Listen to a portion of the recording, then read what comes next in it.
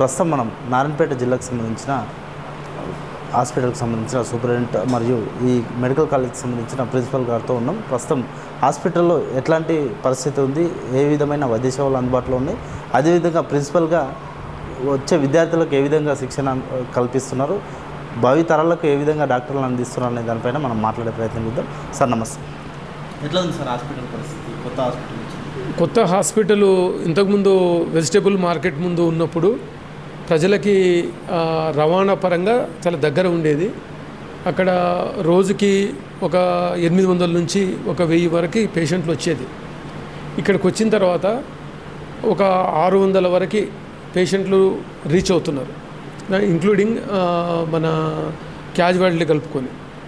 దానికి ప్రధానమైన కారణం ఏంటంటే అక్కడ ఉన్నప్పుడు కూడా ఈ సీజన్లో కొంచెం తక్కువ ఉంటుంది, సీజన్లో ఉన్నప్పుడు హైర్లు వస్తారు. ఇప్పుడు ఏంటంటే అందరూ వ్యవసాయ పనులు రకరకాల పనుల మూలాన కొంచెం తగ్గింది. రెండవది రవాణా సౌకర్యం అనేది కొంత ఇబ్బంది ఉన్నమాట వాస్తవం అది. ఎందుకంటే ఇప్పుడు దానికి కూడా కొన్ని ప్రతిపాదనలు మనం డిపో మేనేజర్ గారికి కలెక్టర్ గారికి మనం పెట్టినాము. ఇక్కడి నుంచి మహబూబ్నగర్ కానీ మరికల్ కానీ వెళ్ళే పల్లె వెలుగు బస్సులు ఏదైతే ఉన్నాయో ఆ పల్లె వెలుగు బస్సు ఆ రోడ్డు నుంచి ఇక్కడ రావడానికి 1 నిమిషము 40 సెకండ్లు పడుతుంది. కాబట్టి అది వాళ్ళు ఇక్కడికి వచ్చి అక్కడ పోవడం మూలాన మరికల్ నుంచి కానీ ధన్వాడ నుంచి కానీ ఆ పరిసర ప్రాంతాల నుంచి వచ్చిన వాళ్ళకి అందుబాటులో ఉంటుంది. అదేవిధంగా ఇక్కడ కోయిల్కొండ ఇటువైపు ఉన్న ప్రాంతంలో ఉన్న వాళ్ళకి కూడా అందుబాటులో ఉంటుంది. ఇక్కడ నుంచి మన మక్తల్ నుంచి ఉట్కూరు నుంచి వచ్చే వాళ్ళకు కూడా అందుబాటులో ఉంటుంది. ఒక ఇబ్బంది ఏమవుతుందంటే టౌన్లో ఉన్న వాళ్ళకి దామరగిద ఉన్న వాళ్ళకి ఒక ఇబ్బంది ఉన్నమాట మాత్రం వాస్తవం. దాన్ని దృష్టిలో పెట్టుకొని ఈ మెడికల్ కళాశాలకి అనుబంధంగా మాకు ఒక rural health centre training centre, urban health training centre ఉంటుంది. కాబట్టి రూరల్ హెల్త్ ట్రైనింగ్ సెంటర్గా దామరగిద్దని మేము ఎన్నుకున్నాము. అక్కడ రెగ్యులర్గా మా డాక్టర్స్ పెడతారు. దామరగిద్ద ప్రాంతంలో ఉన్న వాళ్ళు కూడా రెగ్యులర్ వెళ్తారు. వీలైతే రాత్రిపూట కూడా డాక్టర్లు అక్కడ ఉండడానికి వసతులు ఏర్పాటు చేస్తున్నాం. అదేవిధంగా టౌన్లో ఉన్న వాళ్ళకు కూడా ఇబ్బందులు అవుతున్నాయి. అర్బన్ హెల్త్ ట్రైనింగ్ సెంటర్ కింద అక్కడ ఒక దానిపైన మేము ఆల్రెడీ డిస్కషన్స్ అవుతున్నవి. హైయర్ అధికారులతో మేము అనుమతి వచ్చిన తర్వాత అక్కడ కూడా ఒక అర్బన్ హెల్త్ ట్రైనింగ్ సెంటర్ పెడతాము. అక్కడ కూడా ఇక్కడ నుంచి డాక్టర్స్ వెళ్ళి వాళ్ళందరినీ అడ్రస్ చేయడానికి వాళ్ళు రెడీగా ఉంటారు. ఇక్కడికి వచ్చిన తర్వాత మనకు అదనంగా కొన్ని వసతులు వచ్చినాయి. ఒక స్వచ్ఛమైన వాతావరణం ఒకటి వస్తే సిటీ స్కాన్ కూడా ఇక్కడనే మనకు ఇదైంది. అది కూడా త్వరలోనే అందుబాటులోకి తీసుకొస్తున్నాం. 16 స్లైసెస్ సిటీ స్కాన్. ఇంతకుముందు సిటీ స్కాన్ కావాలంటే మహబూబ్నగర్ వెళ్ళాల్సిన పరిస్థితి ఏర్పడేది, మార్గ మధ్యంలో చాలా ఇబ్బందులు అయ్యేది. అది కూడా త్వరలోనే ప్రజలకి మనం అందుబాటులోకి తీసుకొస్తున్నాం. అదేవిధంగా అక్కడ మనకు కన్సల్టేషన్ రూమ్స్ చాలా ఇరుకుగా ఇబ్బందిగా ఉండేది. మీ అందరికీ తెలుసు, వెజిటేబుల్ మార్కెట్ దగ్గర కట్టిన 98లో స్టార్ట్ అయిన పాత ఆసుపత్రి భవనము కూలడానికి సిద్ధంగా ఉన్నది. 8 సంవత్సరాల క్రితమే అది కండెమ్ చేసింది. రీసెంట్గా ఇంజనీర్ అధికారులు కూడా అందరూ దాన్ని సర్వే చేసి అది ఇమ్మీడియట్గా స్లాబ్ మొత్తం బెండ్ అయింది కాబట్టి ఇమ్మీడియట్గా దాన్ని అక్కడి నుంచి మార్చాలని చెప్పి నిర్ణయం తీసుకున్నారు. కాబట్టి తప్పని పరిస్థితుల్లో మేము ఇక్కడికి మార్చడం జరిగింది. దాని తర్వాత కూడా మంచి రెస్పాన్స్ ఉంది. సిబ్బంది కొరత ఎట్లా ఉంది సార్? సిబ్బంది అంటే కొంతవరకు కొరత ఉంది, సిబ్బంది లేరని కూడా టాక్ నడుస్తుంది. ఇక్కడికి హాస్పిటల్ అంటే తరలించిన తర్వాత సిబ్బంది కొరత కానీ లేకపోతే సిబ్బంది ఇస్తున్న టైమింగ్ కానీ? మీరు చెప్పిన మాట వాస్తవము, సిబ్బంది తక్కువ ఉన్న మాట వాస్తవం. ఎందుకంటే ఏరియా హాస్పిటల్ అనేది 100 పడకలకు ఉండేది. అయితే 100 పడకలు ఉన్నప్పుడు నారాయణపేటలో వెజిటేబుల్ మార్కెట్ దగ్గర ఉన్నప్పుడు పోయిన సంవత్సరం ఇదే నెల ఈ టైంలోకి అక్కడున్న అవుట్ పేషెంట్ సంఖ్య 400 నుంచి 500 ఉండేది. మెడికల్ కాలేజ్ అయిందని చెప్పి జనరల్ హాస్పిటల్ అని చెప్పి పేషెంట్స్ తాకిడి కూడా పెరిగింది. అయితే 100 పడకలకు రావాల్సిన బడ్జెటే ఈ రోజుకి వస్తుంది మనకి. నిజానికి ఈరోజు మనకి 220 నుంచి 250 పడకల వరకు మనం అప్గ్రేడ్ అయింది. ఆ సిబ్బంది త్వరలోనే గవర్నమెంట్ శాంక్షన్ చేసింది, వాళ్ళు రావాల్సిన అవసరం ఉంది. ఇప్పుడు కేవలము 100 పడకలకు సంబంధించిన సిబ్బందితోనే మనము నడుపుతున్నాం. కాబట్టి అది వాస్తవంగా ఉంది. డాక్టర్స్ సమస్య కూడా ఉంది, కానీ ఉన్నదాంతోనే ఎవరికి ఇబ్బంది లేకుండా నడుపుతున్నాం. ఇప్పుడు స్థానికంగా బీజేపీ పార్టీ కూడా నిరాహార దీక్ష ఏర్పాటు చేసింది 24 గంటలు. ఏం చెప్తారు సార్ దానిపై? అంటే ప్రజల నుంచి కూడా వ్యతిరేకత వస్తుంది, ఆ నుంచి ఇటుకి తరలించడానికి కూడా వ్యతిరేకిస్తారు జనాలని వాళ్ళు చెప్తున్న పరిస్థితి. ఇప్పుడు నేను రాజకీయంగా నేను ఎలాంటి నేను దాని గురించి వాళ్ళు స్పందించను. నేను రోగులకి ప్రజలకి ఏమైనా ఇబ్బంది అయితే వాళ్ళ సమస్యలు ఏ రాత్రి అయినా ఏ పగలైనా ఎప్పుడైనా మాకు అడగవచ్చు, మీరైనా అడగవచ్చు, నేను స్పందిస్తాను. ఇప్పుడు పొలిటికల్ పార్టీ గురించి నేను దాని గురించి నేను స్పందించను. ఎందుకంటే అది నా పని కాదు. అది నా సేవలో నా విధుల్లో ఏదైనా ఉంటే మీరు అడగండి, నేను చెప్తాను. అంటే వైద్య ఏదైతే హాస్పిటల్ని ఇక్కడికి తరలించే ముందు స్థానికులను కానీ లేకపోతే లోకల్కి సంబంధించిన ఏమైనా సంప్రదించారు సార్? అంటే స్థానిక ప్రజల దగ్గర అభిప్రాయం తీసుకోవడం కానీ అట్లా. డెఫినెట్గా యాక్చువల్లీ దీన్ని మనం వీడికి తరలించడానికంటే ముందు స్థానిక ప్రజాప్రతినిధులు, అధికారులు, జిల్లా స్థాయి అధికారులు, రాష్ట్ర స్థాయి అధికారులు, రాష్ట్ర స్థాయి ఇంజనీర్లు అందరూ వచ్చి చూసి ఒక 2-3 రోజులు దీని మీద అధ్యయనం చేసి ఒక రిపోర్ట్ తయారు చేసి షిఫ్ట్ చేయడం జరిగింది. అదేవిధంగా షిఫ్ట్ చేయడానికి నేను 4 రోజుల ముందు నుంచి నేను పేపర్ స్టేట్మెంట్ ఇచ్చాను. 4 days బిఫోర్ నేను శుక్రవారం రోజు, శనివారం రోజు పేపర్ స్టేట్మెంట్ ఇస్తే ఇక్కడికి పూర్తిగా తరలడానికి మంగళవారం, బుధవారం రోజు కంప్లీట్ అయింది. కాబట్టి ఇది ఏదో అచానక్గా చేసిన విషయం కాదు. ఇది ఇంకొకటి, ఇది 2021 నుంచి ఇది కన్స్ట్రక్షన్ జరుగుతుంది ఇక్కడ. ఈ పబ్లిక్ అందరికీ తెలుసు. ఓకే, యాజ్ ఏ ప్రిన్సిపల్గా ఇక్కడ ఉన్న సౌకర్యాలు, మెడికల్ కాలేజ్కి సంబంధించిన సౌకర్యాలు ఏం చెప్తారు సార్? మెడికల్ కాలేజ్ సంబంధించి నిజంగా ఇంత మారుమూల ప్రాంతంలో ఒక రాష్ట్రానికి సరిహద్దుగా ఉన్న ఒక పట్టణంలో మెడికల్ కళాశాల రావడం అనేది నిజంగా ఒక్కోసారి నాకే ఆశ్చర్యం అనిపిస్తుంది. నేను సంవత్సరాల క్రితం ఇక్కడికి వచ్చినప్పుడు ఓన్లీ స్ట్రక్చరే ఉండేది, వస్తుందా లేదని. కానీ ఎన్ఎంసీ ఇన్స్పెక్షన్లో, నేషనల్ మెడికల్ కమిషన్ ఇన్స్పెక్షన్లో కొత్తగా ఏర్పడిన 8 కళాశాలలకి అనుమతినిస్తే ఆ అనుమతుల్లో మనది ఫస్ట్ ర్యాంకులో ఉంది. It's the best government medical college, environmental wise, facilities wise, faculty wise, each and everything. ఇప్పుడు మీరు వచ్చారు కదా, 50 మంది పిల్లలు వచ్చి నాతోని వాళ్ళ కుటుంబ సభ్యుల్లాగా వాళ్ళ ఫాదరు, మదర్స్తో ఇట్లా మాట్లాడుకుని పోతున్నారు. That is a very good environment ఉంది. ఫ్యాకల్టీ వీటన్నిటి సంబంధించి మాకు ఎలాంటి సమస్యలు లేదు ఇక్కడ. ఎట్లా ఉంది సార్ ప్రభావం, ఎట్లా ఉండబోతుంది నెక్స్ట్ భవిష్యత్తులో? ఇక్కడ మీరు ఇస్తున్న ఈ మారుమూల ప్రాంతాల గ్రామాలకు సంబంధించిన యువకులకు కానీ మీరు ఇస్తున్న వైద్యానికి సంబంధించిన ఈ శిక్షణలో నెక్స్ట్ ప్రభావం ఎట్లా చూపుతుంది? డెఫినెట్గా త్వరలోనే చాలా పెద్ద ఎత్తున మనకు దీనిలో కనిపిస్తుంది. ఎందుకంటే ఇప్పుడే మేము ఏం చేసాము, 50 మంది విద్యార్థులకు కూడా దగ్గరలో ఉన్న అప్పక్పల్లిని అడాప్షన్ తీసుకున్నాం. మేము విలేజ్ మొత్తాన్ని తీసుకొని ప్రతి నెల సెకండ్ సాటర్డే రోజు మా స్టూడెంట్స్ అందరూ పోయి వాళ్ళ మీద స్టడీ చేసి రిపోర్ట్ తీసుకొస్తారు. అట్లా ఈ నారాయణపేట కాకుండా మక్తలు, కొడంగలు ప్రాంతంలో ఇటు చుట్టుపక్కల మారుమూల ప్రాంతాల్లో మా స్టూడెంట్స్ వెళ్తారు. ఒక్కొక్క ఫ్యామిలీని, ఒక్కొక్క స్టూడెంటు ఒక 6 మంది ఫ్యామిలీని అడాప్ట్ చేసుకొని అక్కడ ఉన్న రోగాలకు సంబంధించిన స్టడీ చేస్తారు. తర్వాత మంచి బ్రహ్మాండమైన వాళ్ళకి ఫెసిలిటీస్ రాబోతున్నాయి. ఇదే కాకుండా ఇప్పుడు త్వరలోనే 100 పడకల మాతా శిశువులకు సంబంధించిన హాస్పిటల్ కూడా త్వరలోనే కన్స్ట్రక్షన్ అవుతుంది. త్వరలోనే 1-2 సంవత్సరాల్లో అది కూడా ఫంక్షన్లోకి వస్తుంది. కాబట్టి డెఫినెట్గా హెల్త్ వైజ్గా ఎవరు కూడా మహబూబ్ నగర్కు వెళ్లకుండా సిటీ స్కాన్ కానీ ఏదైనా కూడా ఇక్కడే చేయడానికి మేము ప్రయత్నం చేస్తున్నాము. నేను డాక్టర్ కూడా ఆర్థోపెడిక్ సర్జన్ని.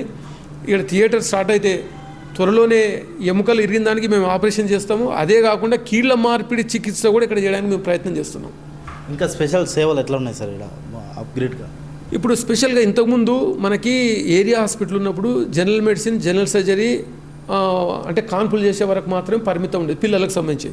ఇప్పుడు మనకు చెవి, ముక్కు, గొంతు, కళ్ళకు సంబంధించిన స్పెషలిస్టులు, సైకియాట్రీ అంటే మానసిక సంబంధించిన స్పెషలిస్టులు, అదేవిధంగా చర్మ వ్యాధులకు సంబంధించిన స్పెషలిస్టులు, ఇవే కాకుండా ప్యాలియేటివ్ కేర్. ఇప్పుడు క్యాన్సర్ రోగం వస్తే ఎక్కడో హైదరాబాద్ పోయి ఆడ సాగు బతుకులు ఉన్నోడికి వాడు చచ్చిపోయే వరకు పాపం కుటుంబంతో ఆడ ఉండాల్సిన అలాంటి ప్యాలియేటివ్ హెల్త్ కేర్ సంబంధించి కూడా 10 పడకలు ఇక్కడ స్టార్ట్ చేస్తున్నాం మనం. అదేవిధంగా కిడ్నీస్కి సంబంధించిన ప్రాబ్లమ్స్ వస్తే ఒక 5-6 పడకలతో డయాలసిస్ సంబంధించి అది కూడా స్టార్ట్ చేస్తున్నాం. అదేవిధంగా ఈ వయసు ఎక్కువైన వాళ్ళకి జీరియాటిక్ క్లినిక్ అని చెప్పి, జీరియాటిక్ క్లినిక్ అంటే 60 సంవత్సరాలు దాటిన వాళ్ళని వయోవృద్ధులకు సంబంధించి కూడా ఒక 20 పడకలతో కొత్తగా మనము ఇక్కడ స్టార్ట్ చేయబోతున్నాము. వీళ్ళకే కాకుండా ట్రాన్స్జెండర్స్ ఎవరైతే మనకు వాళ్ళు ఏమంటాం మనము ట్రాన్స్జెండర్స్, ఆడ మగ కాకుండా ఒక రకము జాతి ఉంటారు కదా, వాళ్ళని కూడా ఒక మానవతా దృక్పథంతో వాళ్ళకు కూడా మేము ప్రతి గురువారం రోజు ఇక్కడ వాళ్ళకి సపరేట్ క్లినిక్ స్టార్ట్ చేసాం. ప్రతి గురువారం వాళ్ళు సపరేట్గా వాళ్ళు రావచ్చు. కాబట్టి ఇలాంటి డిఫరెంట్ సంబంధించిన వాళ్ళకి మనము చేస్తున్నాం. కాబట్టి ఇవే కాకుండా మిగతా స్పెషాలిటీస్ కూడా నెలకు 2 క్లినిక్స్ అట్లా గుండె, అదేవిధంగా నరాలకు సంబంధించి, కిడ్నీకి సంబంధించి కూడా చేయడానికి ప్రయత్నాలు చేస్తున్నాము. డెఫినెట్గా అందరికీ మంచి వైద్య సేవలు అందుబాటులోకి రాబోతున్నాయి. ఇంకేమైనా అప్గ్రేడ్లు అవసరం ఉందా సార్? అంటే ఇవి కాకుండా స్పెషల్గా వైద్య సేవలు కాకుండా ఇంకా అధునాతమైన ఇంకేమైనా? ఇవి కాకుండా మాకు మీరు చక్కగా అడిగినారు, మాకు ముఖ్యంగా రవాణా సౌకర్యం ఒకటి ఇక్కడ. అదేవిధంగా మేము పేషెంట్ అటెండెంట్ షెడ్స్ అవసరం, మేము అది కూడా ఏర్పాట్లు చేస్తున్నాము. అదేవిధంగా వీళ్ళకి ల్యాబ్కి సంబంధించి కూడా ప్రతి రోజు ఇక్కడ నుంచి శాంపుల్స్ మహబూబ్నగర్ పోయి రిపోర్ట్స్ వస్తున్నాయి టీ హబ్ సెంటర్ పోయి. దాన్ని కూడా అతి త్వరలోనే అది కూడా టీ హబ్ సెంటర్ కూడా అన్ని రక్త పరీక్షలు అంటే మన హాస్పిటల్కి వచ్చేవే కాకుండా ప్రతి ప్రైమరీ హెల్త్ సెంటర్స్ నుంచి కూడా వాళ్ళు అక్కడ నుంచి రక్త పరీక్ష ఇంత దూరం వస్తున్నారు, ఇంత దూరం రావాల్సిన అవసరం లేదు. వాళ్ళ ప్రైమరీ హెల్త్ సెంటర్లో అక్కడ ల్యాబ్ టెక్నీషియన్ శాంపుల్ ఇస్తే ఇక్కడ మేము రిపోర్ట్ వాళ్ళ ఇంటికి పంపిస్తాం. వాళ్ళ ఫోన్ నెంబర్ ఇస్తే వాళ్ళకి ఏదైనా వాళ్ళకి లింక్ పంపిస్తాం, వాళ్ళు ఓపెన్ చేసుకుని ఆనే రిపోర్ట్స్ తీసుకునే విధంగా అది కూడా ప్లాన్ చేస్తున్నాం త్వరలోనే. ఇంకోటి సార్, హాస్పిటల్ ఇక్కడికి షిఫ్ట్ చేయడం వల్ల ఏవైనా అంటే అక్కడ నుంచి ఇక్కడికి వచ్చేది ఎందుకు, అక్కడనే చూపించుకుందాం అనే ఇట్లాంటిది ఏమైనా ప్రభావం చూపిస్తుందా? అంటే ప్రైవేట్ హాస్పిటల్కి వెళ్ళే విధంగా జనాలు ఆలోచించే విధంగా. డెఫినెట్గా ఇప్పుడు మనము ఒక రకమైన సౌకర్యానికి అందుబాటులో ఉన్నాం. బస్ స్టాండ్కు దగ్గర, వెజిటేబుల్ మార్కెట్కు దగ్గర అందుబాటులో ఉన్నాం కాబట్టి డెఫినెట్గా నారాయణపేట పట్టణంలో ఉన్న వాళ్ళకి, దామరగిద్ద లాంటి మారుమూల ప్రాంతంలో ఉన్న వాళ్ళకి డెఫినెట్గా వాళ్ళకి ఇబ్బంది అనిపిస్తుంది. అట్ ద సేమ్ టైం నాకు పాజిటివ్ రెస్పాన్స్ కూడా వస్తుంది. ధన్వాడ, ఉట్కూరు, ఈ కోయిల్కొండ ఇటు పక్కన ఉన్న వాళ్ళకి, ఈవెన్ మరికల్ వాళ్ళు కూడా చాలా హ్యాపీగా ఉన్నారు. కొంతమంది వచ్చి సన్మానం చేస్తున్న సార్ని కూడా వచ్చినారని చెప్తున్నాను నేను. అంటే దీంట్లో రెండు మిక్స్డ్ రెస్పాన్స్ ఉంది. ఇక్కడ ఉన్న ఇంతకుముందే వాళ్ళు బాధపడేది, మేము మరికల్ నుంచి ధన్వాడ నుంచి మేము ఉల్టా నారాయణపేటకు వచ్చి చూపించుకొని ఏదైనా బాగాలేదనుకో మళ్ళీ రెఫర్ చేస్తే మళ్ళీ మేము మామూలు పోయాల్సిన అవసరం ఉండే. ఇప్పుడు అవసరం లేదని చెప్పి మిక్స్డ్ రెస్పాన్స్ అయితే ఉంది. కొంతమందికి ఇబ్బంది ఏర్పడుతుంది. అందుకే ఆ ఇబ్బంది ఏర్పడే వాళ్ళ గురించే మేము ఒక ప్లానింగ్ చేసామంటే దామరగిద్దని కూడా ఒక రూరల్ హెల్త్ ట్రైనింగ్ సెంటర్ని పెట్టి అక్కడ డాక్టర్స్ని, స్పెషలిస్ట్ని పంపిస్తాం. నారాయణపేట టౌన్లో ఉన్న వాళ్ళు కూడా అర్బన్ హెల్త్ ట్రైనింగ్ సెంటర్గా దాన్ని గుర్తించి అక్కడ కూడా స్పెషలిస్టులని వీళ్ళందరినీ పెట్టి అక్కడనే వాళ్ళ పరీక్షల టైంలో ప్లాన్ చేస్తున్నాం. ప్రభుత్వం నుంచి మద్దతు ఎట్లా ఉంది సార్ ఎంత సేవలకు సంబంధించి? డెఫినెట్గా ప్రభుత్వం మద్దతు అనేది పూర్తిగా ఉంటుందండి. ప్రభుత్వం మద్దతు లేకుండా అధికారులు మేము చేసేదేం లేదు. ఏదైనా ప్రభుత్వం ఇది నేను ప్రజలకి మీరు అడిగారు కదా, మీరు నేను చెప్పంటే ఇది ప్రజల దవాఖానా, పేదవాళ్ళ దవాఖానా. ఈ దవాఖానాకి రకరకాల సమస్యలు ఉంటాయి. ఇప్పుడు మనము ఒక హాస్పిటల్లో ఎన్నో సమస్యలు ఉంటాయి. ఇది పెద్ద దవాఖానా, ఇంతమంది వేల మంది వస్తారు కాబట్టి ఈ హాస్పిటల్ మీద మీడియా కానీ పబ్లిక్ కానీ ఒక నమ్మకం కలిగించాలి. ఎందుకంటే దిక్కుమొక్కు లేని జనం వస్తారు.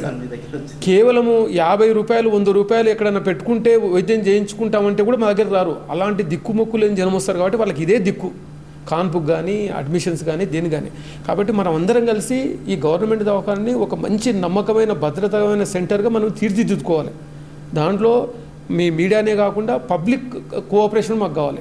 ఏదైనా మాకు తప్పులు జరగవచ్చు, నేను కావట్లేదు, తప్పులు జరిగినప్పుడు మాకు చెప్పండి. మేము సరిదిద్దుకోలేనప్పుడు మీరు నిరసన తెలియజేయండి. డెఫినెట్గా ఆ హక్కు ప్రతి ఒక్కరికి ఉంటుంది. కానీ మనము ఈ గవర్నమెంట్ దవాఖాన మీద నమ్మకం కలిగించాలి. ఎందుకంటే గవర్నమెంట్ దవాఖానకి వెళ్తే బాగా కాదు అని చెప్పారు కానీ ప్రచారం అయితే పేదోడు రాకుండా పోతాడు. దానికి నష్టం ఎవరికి కాదు, మా జీతాలు ప్రతి ఒక్కరికి ఎవరికి వాళ్ళకి వస్తుంది, కానీ నష్టపోయేది పేదవాడే. కాబట్టి పేదవాడు నష్టపోని విధంగా ఈ గవర్నమెంట్ హాస్పిటల్ మీద ఒక నమ్మకం కలిగించే విధంగా మనం వివరించాలని చెప్పి నేను మీ ద్వారా ప్రజలను కోరుకుంటున్నాను.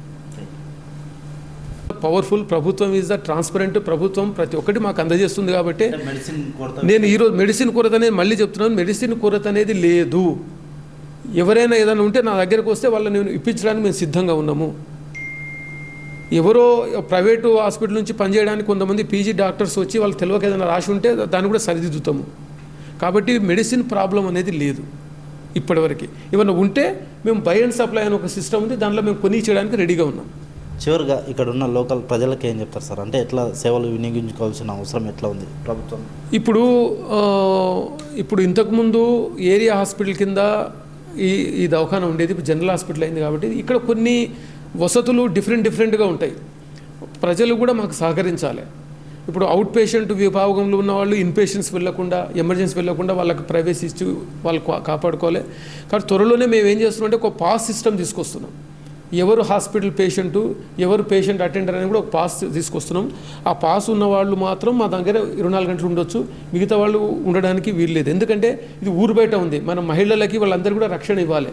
ఇప్పుడు ఒకేసారి ఇప్పుడు నా దగ్గరికి ఒక 500 మంది పేషెంట్లు వస్తున్నారంటే ఒక పేషెంట్ కనుక 4 వస్తారు అంటే 2000 మంది, ఈరోజు 2000 మంది ఇక్కడ తిరుగుతున్నారు. అంటే ఇక్కడ ఏమైనా సెల్ ఫోన్ థెఫ్ట్ కావచ్చు, లేదంటే ఇంకెవరిదైనా పర్సు పోవచ్చు, రకరకాల ఇష్యూస్ ఉంటాయి. కాబట్టి మాకు సహకరించాలి పబ్లిక్ కూడా. ఎవరి సామాన్ వాళ్ళు జాగ్రత్త ఉంచుకోవడము, శుభ్రంగా ఉంచుకోవడము, ఎక్కడంటే అక్కడ ఉమ్మేయకుండా. మీరు చూడండి, నేను ఇంత క్లీన్గా పెట్టినా పైనుంచి వాళ్ళంతా ఆకు తిని ఉమ్మేసారు కింద. ఆ కింద పేషెంట్ ఎవరిని ఎత్తిన పడితే కష్టం. కాబట్టి ఇప్పుడు ఎవరి జాగ్రత్త వాళ్ళు, అంటే ముఖ్యంగా హైజీన్గా ఉండడము, శుభ్రంగా ఉండడము, ఇవన్నీ చేయండి. మీకేమైనా ఇబ్బందులు మాకు చెప్పండి. మేము ఇక్కడ భోజనం ఫ్రీగా పెడుతున్నాం, పేషెంట్ అటెండర్ ఫ్రీ పెడతాం. దాంట్లో ఏమైనా నాణ్యత లేదా అవి ఉంటే మాకు చెప్పండి, మేము చేపిస్తాం. వాటర్ సమస్య దాన్ని పెట్టేసినాం ఆల్రెడీ. మీరు ఇప్పుడు వెళ్ళి మీరు షూటింగ్ కూడా చేసుకొని పోండి. క్యాజువాలిటీలో ఒక డిస్పెన్సర్ పెట్టించాము, ఓపీలో 2-3 డిస్పెన్సర్లు పెట్టించాము. అర్థమైందా? చిన్నవి ఏదైనా ఉంటే దట్ వీ కెన్ డూ. అన్నిటికంటే బెస్ట్ ఏంటంటే నేను ప్రజలకు చెప్పేది అంటే ఎవరు నీళ్ళు వాళ్ళు తెచ్చుకోవాలండి. That is the best option. Even మనం వేరే ప్రయాణానికి వెళ్తే కూడా, ఎందుకంటే ఏ నీళ్ళని మనం నమ్మడానికి లేదు. ఎవరి నీళ్లు వాళ్ళు పెట్టుకోవడం బెస్ట్. అయినా మేము అందిస్తాం, దాంట్లో ఇష్యూ ఏం లేదు. ఇది ప్రస్తుతం ఈ ప్రభుత్వ వైద్యశాలకు సంబంధించిన సూపరింటెండెంట్ గారు మనతో చెప్పిన విషయాలు. ఇంకా పూర్తి స్థాయిలో ప్రజలకైతే అందుబాటులో ఉంటాం. ఎప్పుడు ఏ క్షణమైనా ప్రభుత్వ ఆసుపత్రిని నమ్మి ఇక్కడికి రావచ్చు అనే విధంగా ఆయన చెప్తా ఉన్నారు. Thank you.